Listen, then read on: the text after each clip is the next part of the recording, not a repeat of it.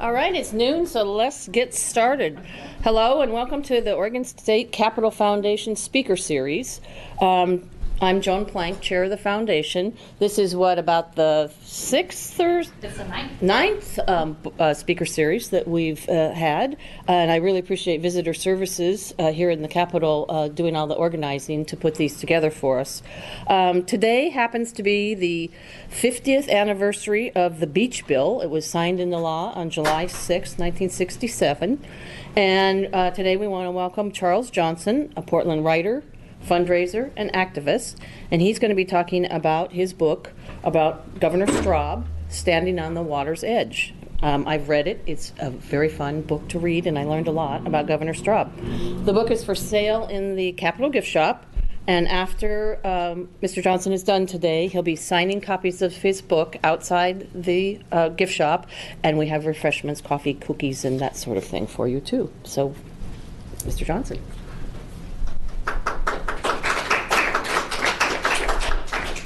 Thanks a lot. It's great to be here. It's an honor to be here on this particular day. I entitled my little talk here today, The Beach Bill, the Legend and the Facts, and the Challenge in Discerning the Differences. And I brought along some other visual aids, some other books that had different takes on it. Of course, there's the classic Fire at Eden's Gate, Tom McCall and the Oregon Story by Brent Walth, an excellent book, biography of Tom McCall, which deals with it. Most recently, two books. Floyd McKay's Reporting the Oregon Story, really excellent book, and does deal with the Beach Bill to some degree as well. And of course, an alternative look at the Beach Bill from Paul Hanneman, who was an opponent of the original Beach Bill and then was involved in getting the legislation through in '69 that actually set the final boundaries and borders of public ownership versus private, or public use versus private use on the beach. And there are two really good little films as well. One, a shorter one, Oregon Public Broadcasting did the Beach Bill as part of the Oregon Experience, which I highly recommend, and a really thorough, probably the most thorough thing done on the Beach Bill, Politics of Sand, done by filmmaker Tom Olson with the Cannon Beach Historic History Center, and that's available through the Oregon Historical Society. Then there's my little book, Standing at the Water's Edge, Bob Straub's Battle for the Soul of Oregon. So back in 1911, Governor Oswald West built on the previous law that set up a highway, established a highway for Clatsop County along the wet sand of the beach in the entirety of Clatsop County. That was passed in 1899. So that was a precursor to the 1911 law that established the entire length of the beaches as an Oregon highway. Basically set up the right-of-way. And that was in order to deal with the problem that he already saw at that early date, that pieces of beachfront property, in fact, in some cases, property all the way into the ocean had been sold by the state to private landowners, and he was concerned that this would result at some point in the future in people not having access to the beaches. Using the beaches as a highway was actually pretty common. In Clatsop County, it was quite common until better roads were built inland. And along the south coast, my grandfather actually used to ride a stage line between Gold Beach and Port Orford on the beach when he was a young man. So it wasn't completely far-fetched to establish the beaches as a highway at that point. Oregonians then assumed that they possessed access to all of Oregon's ocean beaches as their birthright, as Governor West liked to say. In the early 1960s, development began encroaching on the coast as it became more buildable due to a WPA project of stabilizing dunes with beach grass. Prior to that point, there wasn't that much interest privately in trying to build all the way to the beach, because building on shifting sand is not, necessarily a smart thing to do. But with beach grass, it became more and more possible to build closer and closer to the ocean, and people were doing that.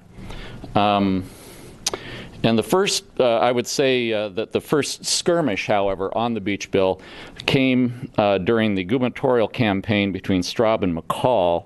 And this was dealing with a separate issue, which was Straub was challenging the State Highway Department's effort to build a highway along the beach over the Nestucca River and up the Nestucca Sandspit, past Cape Kiwanda, all the way up to Sand Lake, and then back inland to Tillamook. And as the first of several headlands that they intended to then go across to straighten out the road between Astoria and the Central Coast. Straub challenged that it required, in those days, well, in this case, you still have the State Land Board. They also had the Board of Control in those days, but this was a State Land Board issue that required that the State Treasurer, the Secretary of State, and the Governor approve decisions of that type dealing with things like that, the estuary. And you had Governor Hatfield and Secretary of State McCall in favor of this, and Straub in opposition, using it as a campaign issue against McCall, who they were both running for governor at that point. Because Glenn Jackson, who was the CEO of Pacific Power at the time and also the head of the State Highway Commission, was favoring McCall and favored this what was becoming unpopular beach route, he decided that to take away a campaign issue, he decided to postpone making the final decision on whether or not the beach route would go over the sands on the Sandspit. So that got kind of tossed out. So that was the beginning of sort of discussions about what was proper beach access, what was proper beach use, and sort of the challenge. It was one of the early skirmishes between McCall and Straub. In 1967, the Highway Department and newly elected Governor McCall submitted the beach bill to the legislature. And I'm going to read you a little bit from my book on that.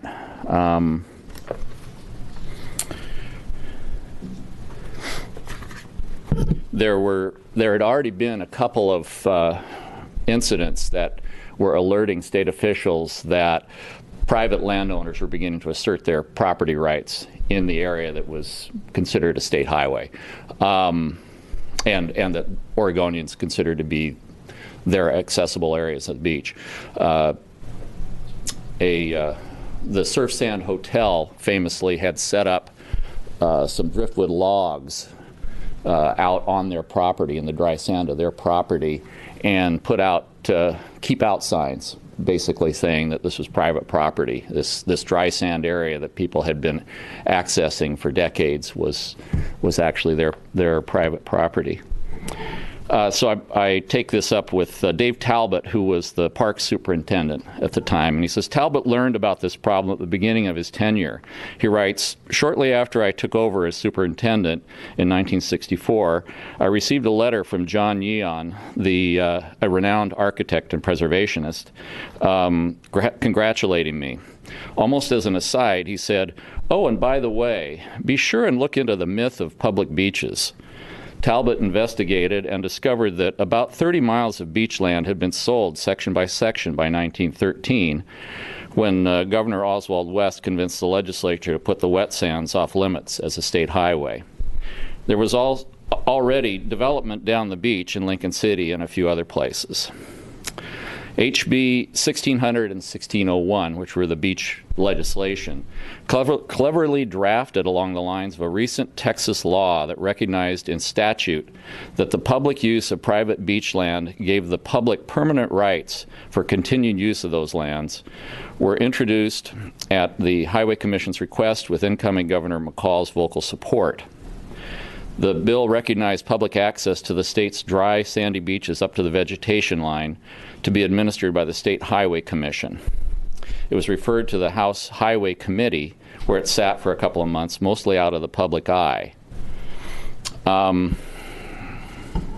So this was the status of the beach bill for some time. It was introduced.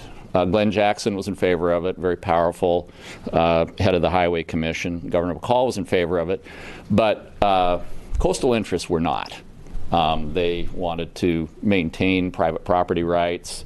They didn't want the state usurping them. And the basic thought behind the Texas law and the one they were proposing for Oregon was that people had been using this property for decades, and therefore, under common law provisions, called adverse possession, they would therefore have access to it in perpetuity because it's sort of a use it or lose it principle in property ownership that in some cases has been found to be legally valid. And that's what they were saying they were going to do in this case. They're saying because everybody thought we owned this land all this time and used it, we actually did. Naturally, the people who lived down there, some of whom owned property that would be affected by that, weren't too wild about it. Let's see. AP reporter Matt Kramer kept writing about this particular story, even though this bill wasn't going anywhere. He sort of found excuses. He thought he was sort of an activist journalist, I think you'd have to say, and he thought this was a very worthy bill to be writing about, and he kept doing it. And it caught the attention of Larry Biddy, who was a medical student up at Oregon Medical School, which is OHSU nowadays, who then talked to his wife, Diane, about it, and also with Dr. Robert Bacon, who was one of his professors there. And he wasn't able to go down, but his wife, Diane, went down to Salem, and Dr. Bacon went down and showed up, and they were the only members of the public to testify on this bill. Up to that point, it had all been lobbyists, so the chair, who was, oh gosh, I'm blanking on his name now. Sid Bassett, yeah, was very much in favor of this legislation, but he was outvoted on that committee. So he just latched onto those two who showed up after the testimony was over and said, we're going to schedule another hearing because here's members of the public who are interested in this. Matt Kramer wrote a story, and for some reason, right about that time, both Straub and McCall, who were actually Larry Biddy and Bacon, decided that they needed to get McCall and Straub directly involved. So each of them went to, they divided course, and Bacon talked to McCall's staff, and Biddy went over to Straub's staff and tried to get them to weigh in on this law. So the next hearing had Straub testified, and also these activists. McCall sent out a letter to the majority leader and Speaker of the House. The House was controlled by the Republicans at the time, and of course he was a Republican governor, saying in very strong terms that he really felt that this legislation needed to move, and it needed to move right away. But what really kind of blew the doors off of this issue was an editorial that was done by KGW TV, and I'm going to read from my book on that.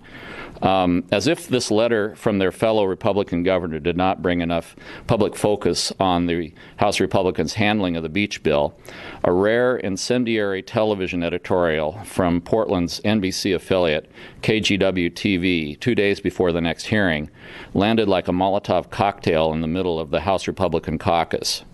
KGW's general manager, Ansel Payne, began his May 9th message with the ominous statement that we may lose our rights to freely use the beaches of our Oregon coast. Payne outlined a dismal future in which fences and barriers bar you and your children from the present easy access to the water and clutter up and divide the beaches, ruining the magnificent view and penning up the people. Describing the beach bill as guaranteeing public access to the beaches, Payne asserted, "There is no room for compromise in this simple bill, unless this is what you want your beaches to become, an artist-drawn fence lines down to the water's edge suddenly appeared on the screen, superimposed upon a beautiful photograph of iconic Cannon Beach near Haystack Rock.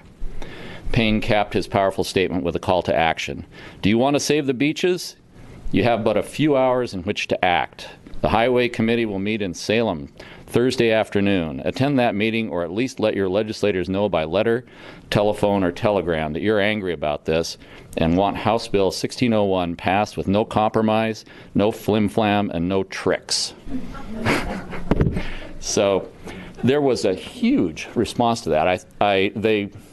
In Brent's book, he claims that it was the largest response to any legislative piece of legislation that has ever happened. Maybe that was Bob Bacon who told me that, but there were thousands of letters that the committee received and individual members of the legislature received regarding this bill.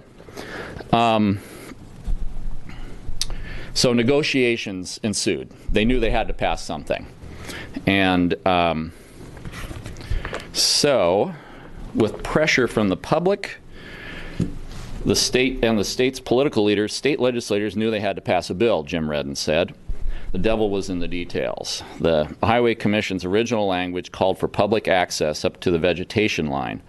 But as Representative Paul Hanneman warned, it is going to be a problem in the courts to determine where a vegetation line is on the coast, and beachfront property owners and those involved are fearful of that description. Amendments were flying all over the place, remembers Bob Bacon. Most of them attempted to set some arbitrary line at a set distance from the beach at high tide, within which the public would have the right to frolic, or in the colder months, walk along and shiver, as it traditionally had for generations.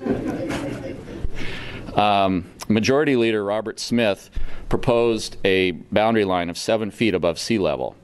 This proposal infuriated beach bill proponents as it put the boundary line closer to the sea than current law, giving away access to land already claimed by the legislature in 1913. This proposal was ridiculed in the press. House Speaker F.F. Monty Montgomery proposed a compromise boundary line between public and private use at 200 feet above the normal high tide line. This plan also, in most places, removed land traditionally used by the public from public use. Bob Straub appeared before the Highway Commission on May 11th, deemed the Montgomery Plan a real sellout of the public right to enjoyment of the beach and the most scandalous giveaway of public rights in this country. Then on Saturday, May 13th, 1967, Tom McCall, with perfect newsman instincts, created the ideal photo opportunity in time for the spread in the Sunday Oregonian. This helped bring the beach controversy in the legislature to a conclusion favored by the majority of Oregonians. Legend has it that he and his brilliant press secretary, Ron Schmidt, organized a helicopter tour of 3 sites on the North Coast, bringing scientists from Oregon State University, legislators, and especially the press along with them. Measuring the effects of different heights from sea level, McCall appeared vindicated that the 16-foot level his advisors had urged him to support was approximately the level of the vegetation line named as the boundary to public access for the original bill, in the original bill.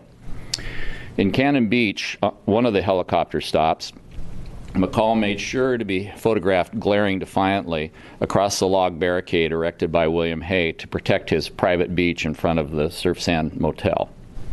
The entire day's events were a media grand slam, though not entirely choreographed as everyone assumed.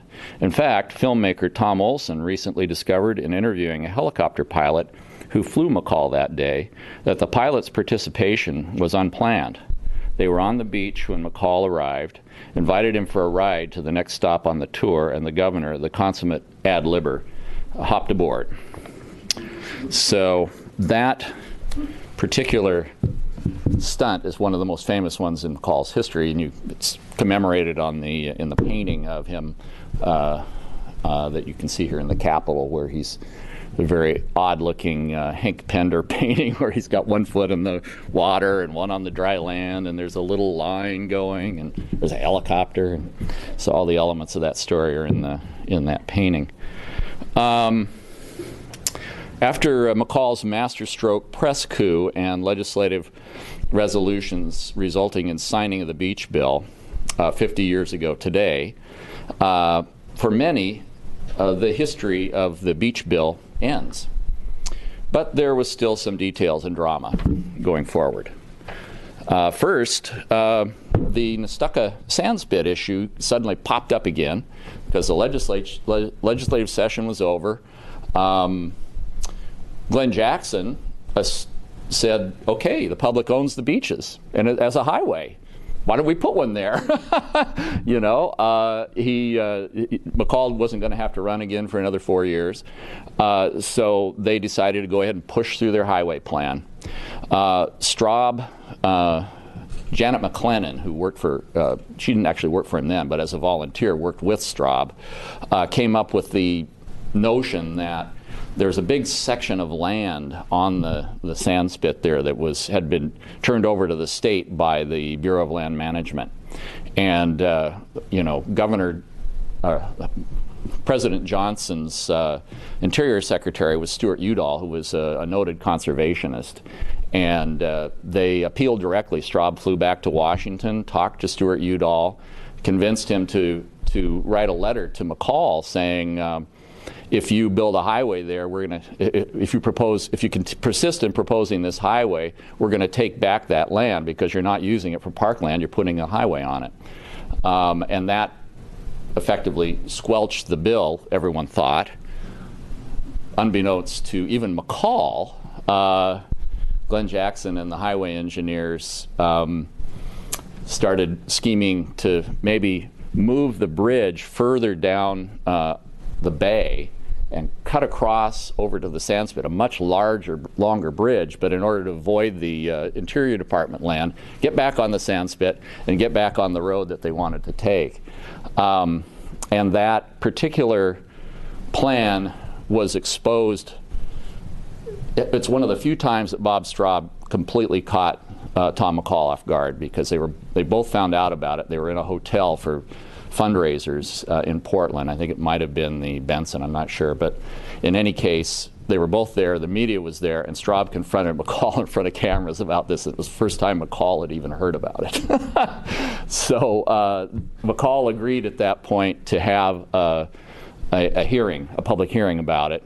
They ended up holding it in Tillamook, and a couple thousand people showed up for that hearing, and Janet collected signatures on a petition and organized, or the Straub supporters organized a petition with thousands of signatures on it that they submitted to the Highway Department.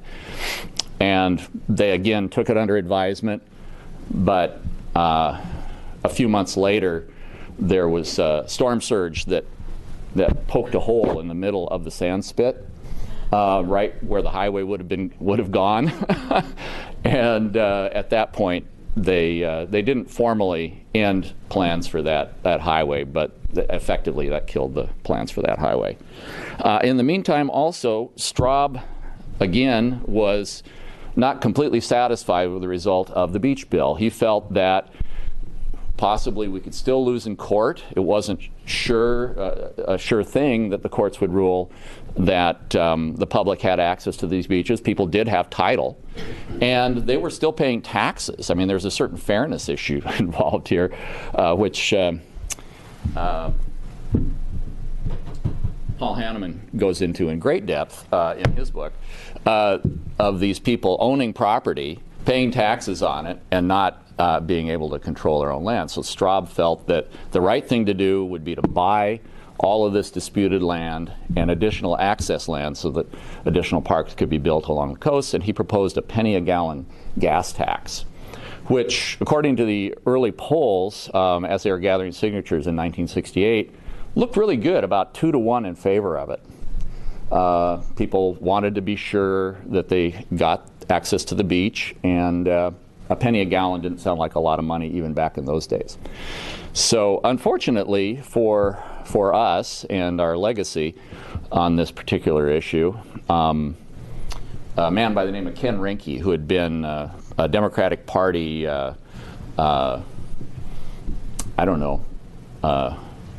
leader in Multnomah County. I think he was the chair of the Democratic Party in Multnomah County, and he actually was the person who ran Edith Green's successful congressional campaign against Tom McCall when she was first elected to Congress.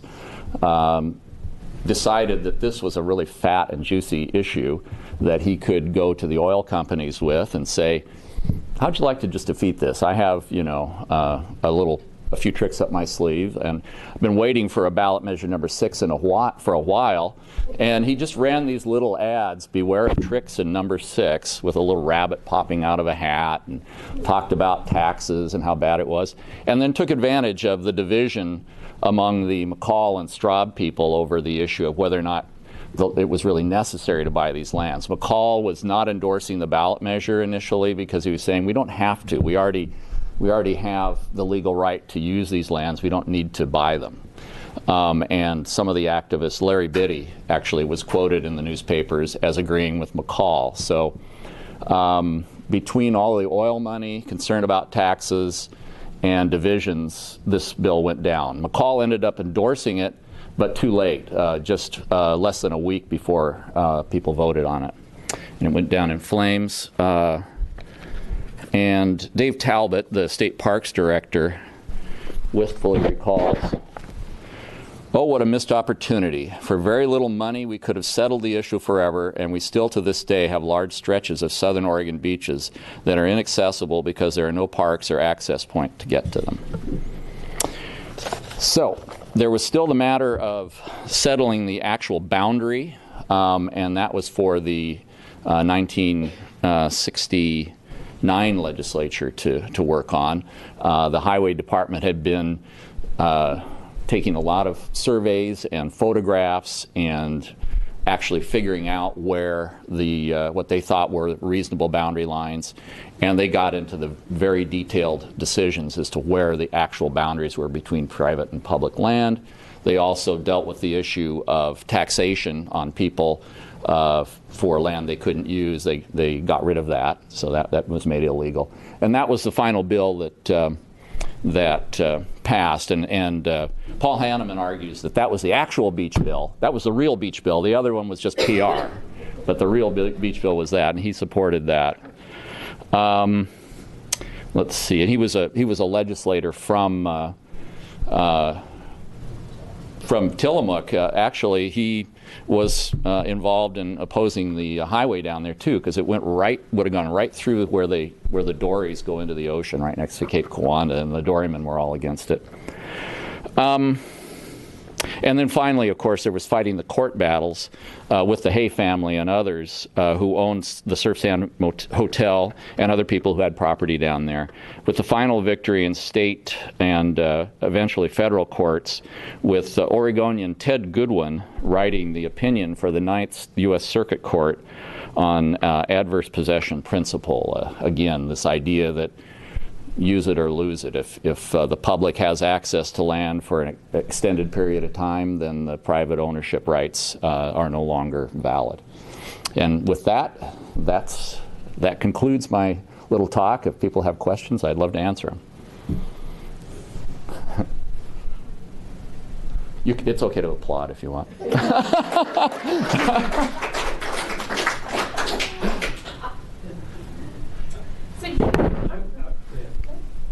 I'm interested in his days as a county commissioner.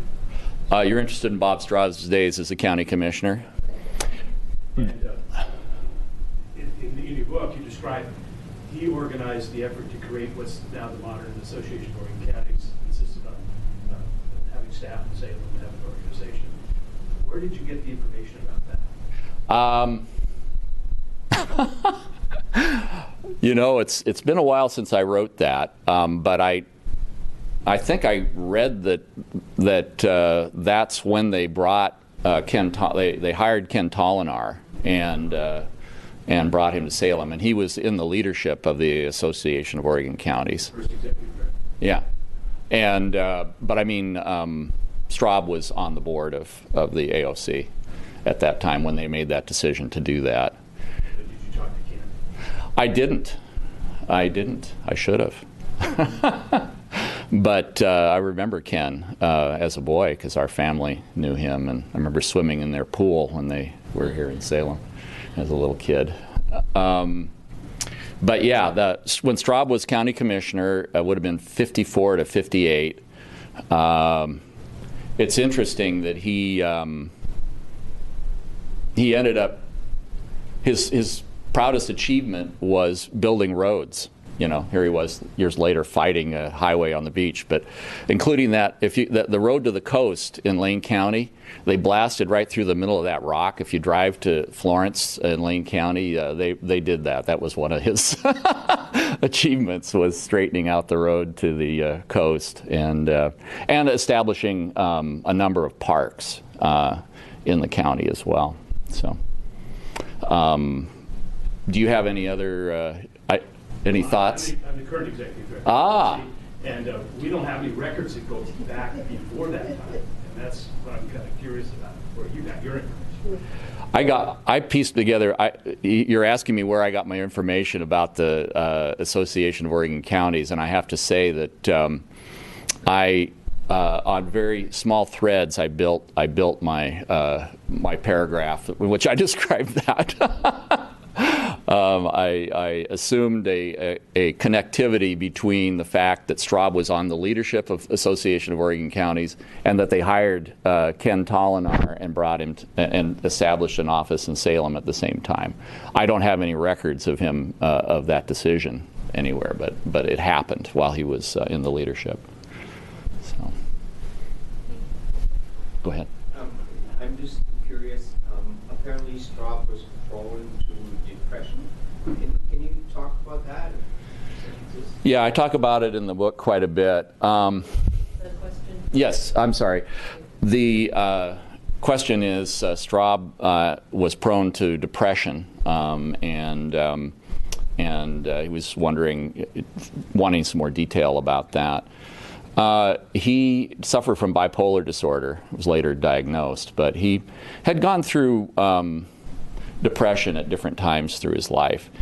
The way I would interpret it as a layperson is there are a couple of there's some people who have bipolar disorder that's of a stronger version, where in their manic phases they tend to be out of control and destructive.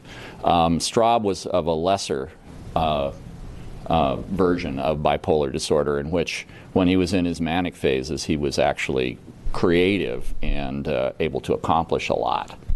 But he had these periods of creativity and then sort of hibernation and creativity and hibernation that are familiar with people who have bipolar disorder or know people who have it. And his brother had a very severe case. His brother Jim was basically had a really hard time functioning in life because of it. He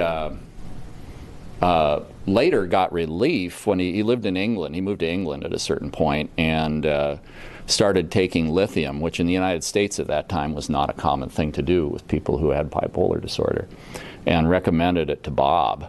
And about that time, Bob was running for governor again and was in a severe depression, probably the worst of his life, because his son had died in an automobile accident and he felt responsible for it. He'd been hitchhiking from the east, called his dad from Philadelphia and said, "Please send me money so I can get a bus." And he told him, "Well, you managed to get out there on your own. You can, get yourself back." And Bill ended up in a car parked next to the highway, the freeway in Texas, in the middle of the night, and a truck. They left their lights on so people could see them, but the truck misinterpreted that as being somebody on the road and wasn't paying enough attention until he slammed into them and basically set their car on fire and killed them. And so Bob felt horribly, horribly guilty about that and went into a horrible depression. And this was in the midst of him trying to decide whether he was going to run for governor yet again after having lost twice to McCall, and Betty Roberts had already gotten into the race, and Jim Redden was thinking about getting into the race, and he just kind of didn't know what to do. So he went to the director of the state mental health division and the state mental hospital, blanking on his name again. Dean Brooks. his pal Dean Brooks, who at that time was actually making a little movie called One Flew Over the Cuckoo's Nest, interestingly enough, and was starring in it as Nicholson's shrink, actually. So anyway, Bob told him about what had happened with his brother Jim and how he'd gotten quite a bit of relief from lithium, and so started prescribing lithium for him. And secretly, they began testing his blood, because lithium can do bad things to your kidneys, so you have to keep track of what's happening. And so they would draw blood from him every couple of months and put a fake name on it, test it, and they kept it secret from everyone until the early 80s. It came out because he got picked up for drunk driving after he had left office. He was driving along and in Central Oregon, and when he went to court, he said, I hadn't had it, I had like one beer, but it might have interacted with my medication, and that's when he mentioned his medication. And a lot of us were too dense to understand what that meant, actually, but later, when the family told me about his depression and his battles with it, then I clicked back into that little fact. But most people didn't know it. They managed to keep it a secret. Len worked for him, didn't know it. My folks didn't know it.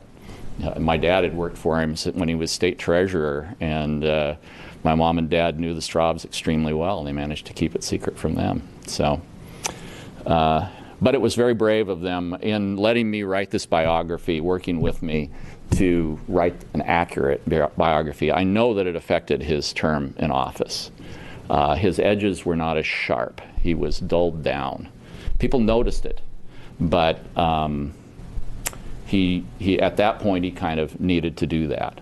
He had enough stress and pressure, and didn't feel that he could. At times he would experiment with getting off of the lithium, but then he eventually realized he just needed to stay on it. Otherwise, it wasn't going to work for him. So that's that. Yeah, Len, go ahead. Your family obviously was very important to Bob Straub took his entire career. Were there other things in writing the book that you found out about him as you in terms of the political side of him or whatever that you incorporated in your book? You mean, are there other things that I discovered in writing the book that were new to me, not from my folks? Yeah. Yeah, definitely, especially as early days, because I didn't know much about the history of Oregon politics in the 50s. I was born in 1955, and my dad started working with Bob Straub in the 59 session, so I didn't know anything about that. I didn't know anything about Bob's family, the fact that his father was a Spanish-American War veteran, and that had sort of molded him into the person he was. He was actually involved in the Philippine-American War, which was ugly and brutal and awful, and made him somewhat inured, I would say, somewhat of a hardened person for the rest of his life when he came back. So doing a biography is just wonderful experience, and it's a great excuse to call people too. Like, I had a great excuse to call up Stuart Udall while he was still alive and interview him for it, and it just, you could almost just, I hate to give this advice to anyone that they would abuse it, but if you tell people you're writing a book, you can just about get an interview with anybody. So, Sandra? Yeah, this is an incredible book. I was really impressed with it, having lived through some of the politics of it and getting behind the scenes. One thing that shouldn't have surprised me, but it did surprise me, is that it seems that McCall was able to oftentimes take credit for things that Straub did. And I just find that fascinating. But it makes sense. He was a news person. He knew how to spin a story. But can you talk a little bit more about that? And were there any particular things that Straub really regretted that he didn't get credit for, that McCall ended up taking credit for? Well, you're asking me whether or not Straub was irritated or regretted by McCall's taking credit for basically everything that happened in the state of Oregon that was good. He was really good at that. And in fact, this is one of the biggest, I mean, Paul Hanneman did not like Tom McCall much, and he just lays into him on the beach bill and on the bottle bill, which, you know, McCall was late to the party on the bottle bill, way late to the party, but claimed a lot of credit for it. But in the case of Straub, Straub knew that of course, it was extremely irritating and frustrating, but he also admired McCall from day one. I mean, when he was state party chairman, his first meeting with Tom McCall was he was going up to Portland from Lane County, and here he was, this Lane County legislator who'd just gotten elected to the state party chair, and he was taking press releases around to the press up there, and they were all ignoring him and kind of going, oh yeah, thanks, just put it over there, you know. And then he meets with McCall. McCall says, oh, come on, sit down, have a seat, you know, let's talk about this. And he's reading over, and he started asking him questions and treated him like a human being. And it was really about the only person who did. And this was before McCall was in the, was back in politics. He'd been briefly in politics before, but McCall had a really charming, engaging personality. And when all was said and done, when he wasn't running against him, Bob Straub really greatly admired him and appreciated him. And it's one of the reasons why, when they weren't running against each other, they worked together pretty well. One of the regrets that I think maybe Bob had, but I think we all should have, is that McCall never really took on the Willamette Greenway as his own. Because it really was Bob Straub's idea, and it was a campaign idea, and McCall basically took the Me Too position I wanted as well, and came up with a better name, of course. The Willamette Greenway is much better than, I think Straub's was the Willamette River Revived or something like that. So, Willamette River Greenway comes off the tongue a little better, but he didn't push it as strongly as he could have, because it wasn't really his. And the farmers were resisting it. They didn't want people having access to these new parks that were going to be created.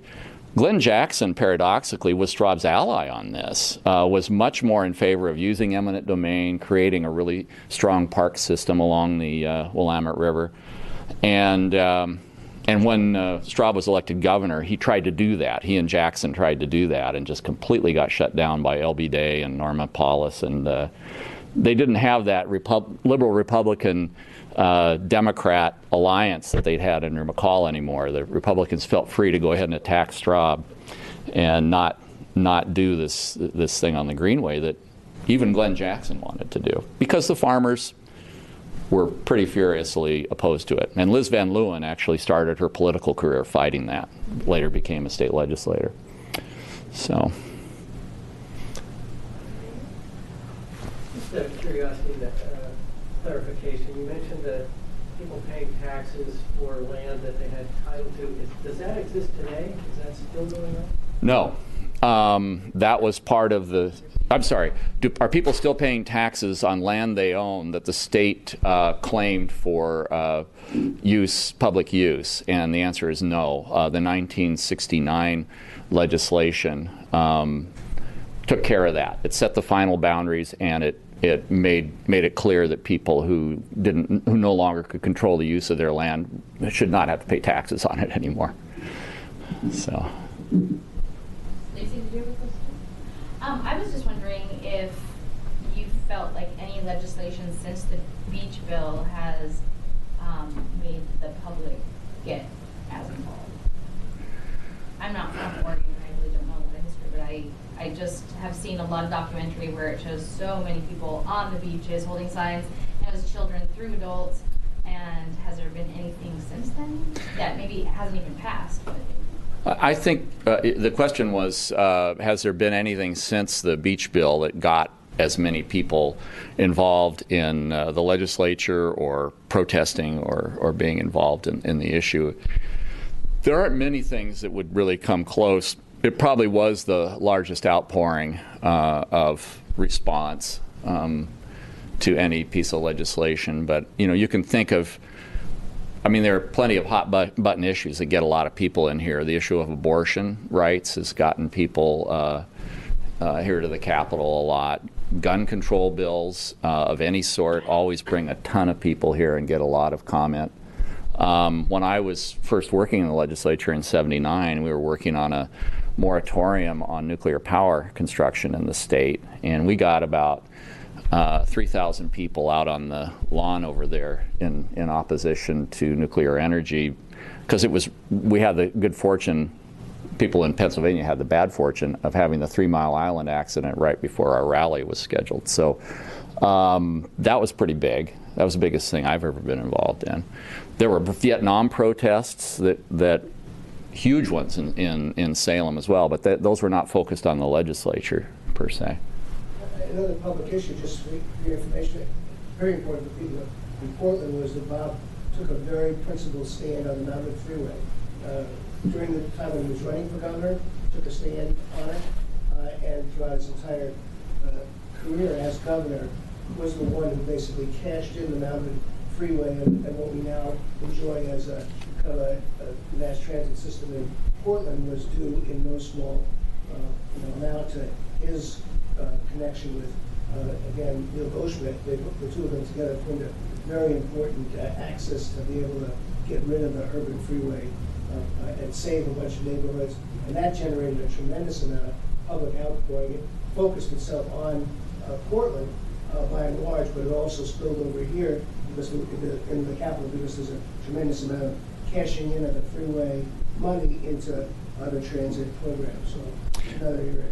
Yeah, as Len Bergstein was just pointing out, another important issue that actually occurred that got a lot of public interest and involvement was the whole issue of the Mount Hood Freeway while Bob was governor, and Neil Goldschmidt was mayor of Portland, and Don Clark was the head of the county, leading the county commission in Multnomah County, and that was a proposal to take the money that had already been allocated by the federal government for a freeway that would have gone basically along Powell Boulevard and then back over to Division and then straight to hook up with I-5, and cancel that program and turn it into additional transportation projects, including the light rail line that was eventually built a few years later.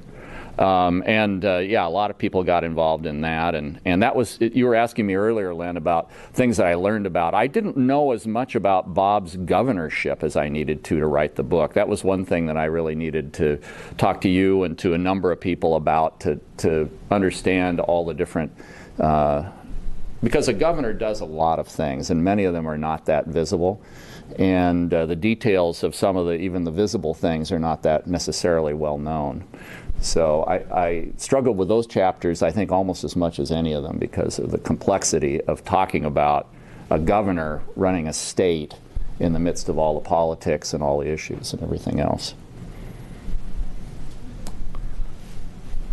Well, I think of Bob as being pretty brave to go ahead to the bipolar disability, but he also had another disability that people don't talk about very much that he struggled with, and that was stuttering.